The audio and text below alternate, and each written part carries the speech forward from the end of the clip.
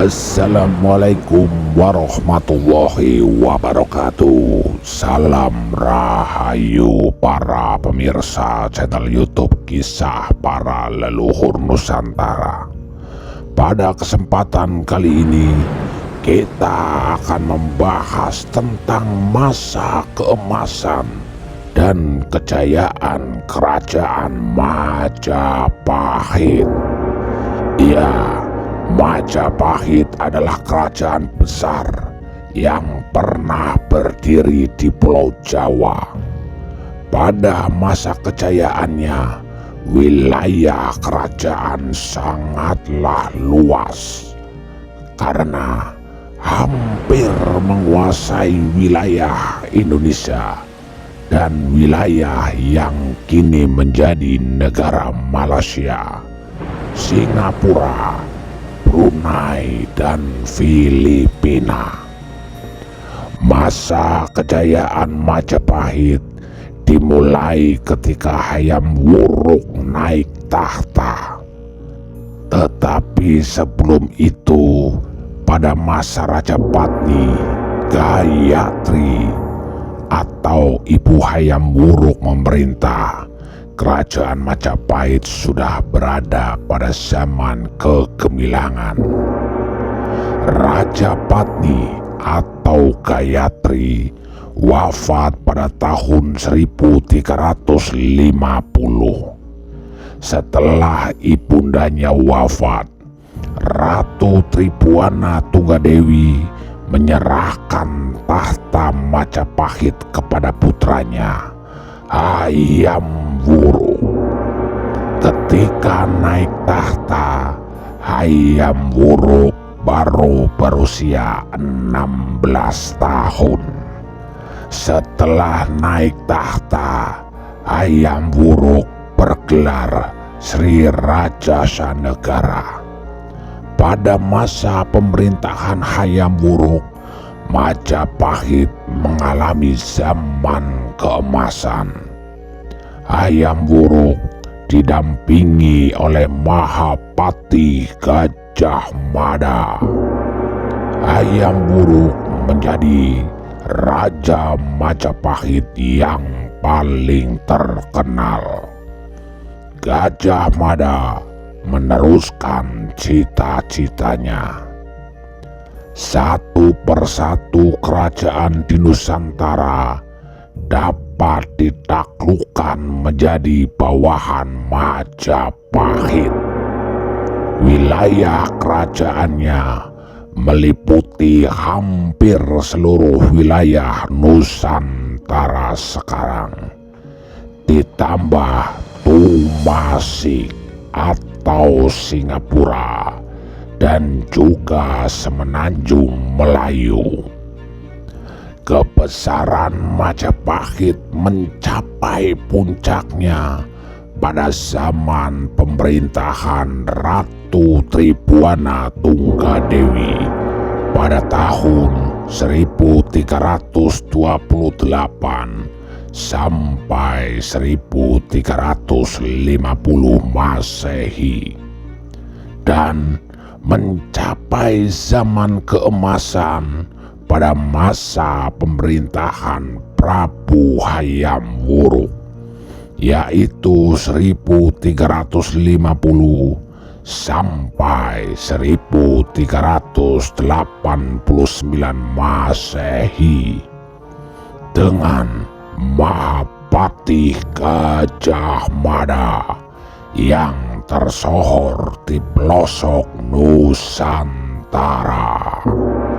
Pada masa itu, kemakmuran benar-benar dirasakan seluruh rakyat Nusantara. Hayam Wuruk, Sri Raja Sanegara, sebagai Raja Majapahit berlangsung sesudah mangkatnya Sri Raja Patni pada tahun 1350 Masehi.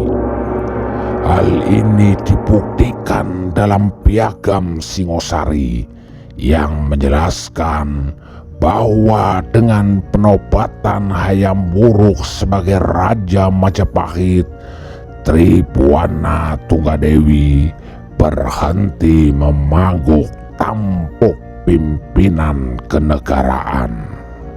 Hayam Wuruk dibantu dengan patihnya, yaitu Gajah Mada, yang dikenal dengan sumpahnya, yaitu Sumpah Palapa.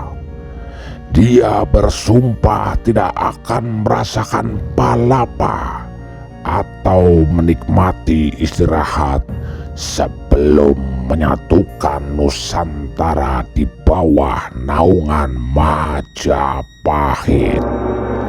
Pada masa Hayam Wuruk, seluruh wilayah Nusantara dapat dipersatukan dengan panji-panji kerajaan Majapahit. Pengaruh kekuasaan dan kerjasama Majapahit meluas sampai keluar Nusantara. Pada era Hayam Wuruk, agama Hindu menjadi agama para rakyat Majapahit secara keseluruhan. Agama Hindu mempunyai dua sifat khusus. Yang pertama adalah adanya Trimurti sebagai kesatuan tiga dewa tertinggi, yaitu Brahma adalah dewa pencipta, Wisnu adalah dewa pemelihara, dan Siwa adalah dewa pembinasaan. Lalu sifat khusus yang kedua, kitab suci Purana, isinya berbagai macam cerita kuno yang dikumpulkan dari cerita-cerita yang hidup di kalangan rakyat mengenai kehidupan para dewa, tentang penciptaan dunia. Kemajuan kerajaan Majapahit dapat kita lihat dalam wilayah kekuasaan Majapahit di dalam negara Kertagama. Wilayah Majapahit diawali dengan sebuah kota kecil yang dibangun di daerah Tarik, yang awalnya merupakan sebuah hutan belantara. Berkat orang-orang yang dikirim oleh Arya Wiraraja untuk membuka hutan tersebut, akhirnya berdiri sebuah desa bernama Majapahit. Dan baru setelah Daha runtuh berkat serbuan tentara Tartar dengan Raden Wijaya juga ikut menyerbu Jayakatwang, desa Majapahit dijadikan pusat pemerintahan kerajaan baru yang disebut dengan Kerajaan Majapahit. Pada masa itu, kekuasaan Majapahit meliputi daerah lama Kerajaan Singosari.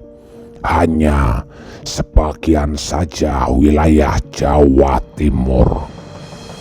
Sepeninggal Ranggalawe dan atas janji Raden Wijaya yang diberikan kepada Wiraraja, Kerajaan Majapahit dibelah menjadi dua. Bagian timur yang meliputi daerah Lumajang diserahkan kepada Wiraraja. Pada masa ini, Kerajaan Majapahit hanya meliputi daerah Kediri, Singosari, Jenggala, dan Madura.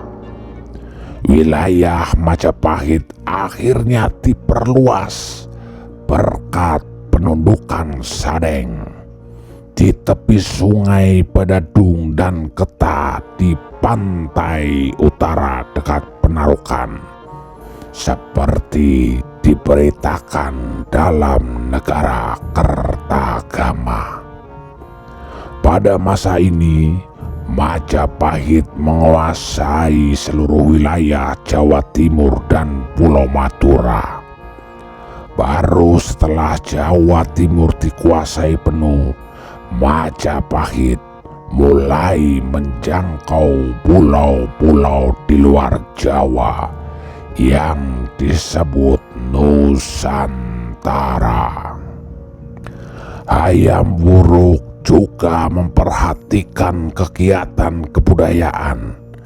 Hal ini terbukti dengan banyaknya candi yang didirikan dan kemajuan dalam bidang sastra.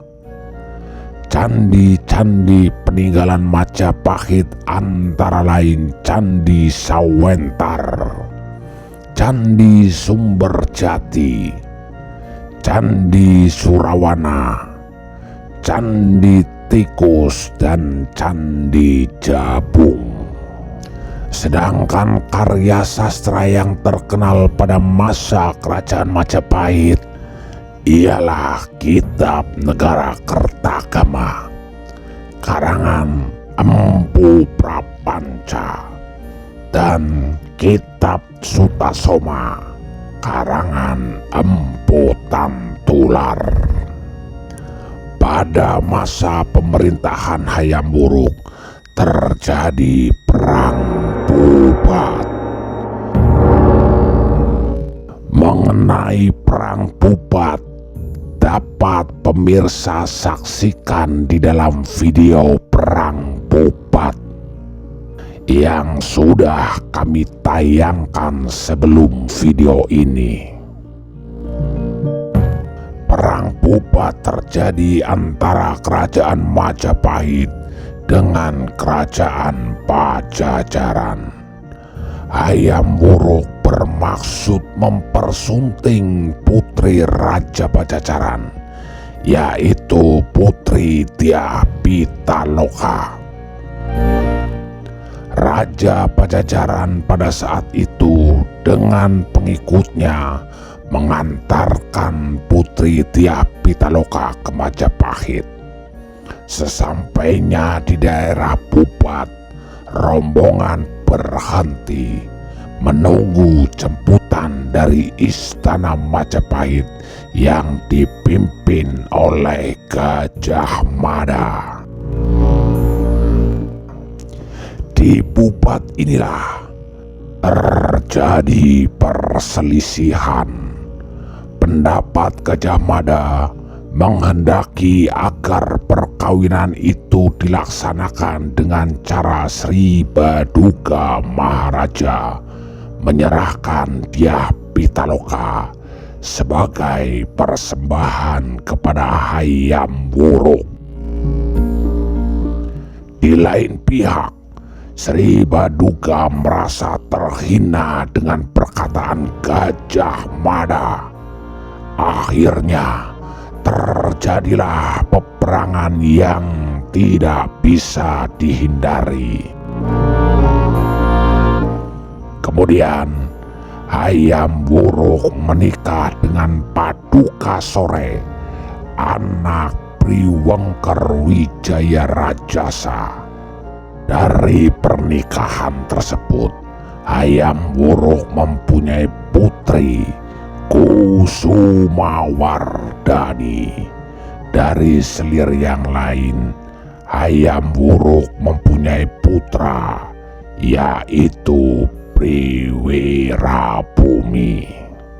Gajah Mada wafat pada tahun 1364 Masehi. Sedangkan Hayam Wuruk wafat pada tahun 1389. Setelah dua tokoh ini wafat, Majapahit perlahan-lahan mengalami kemunduran.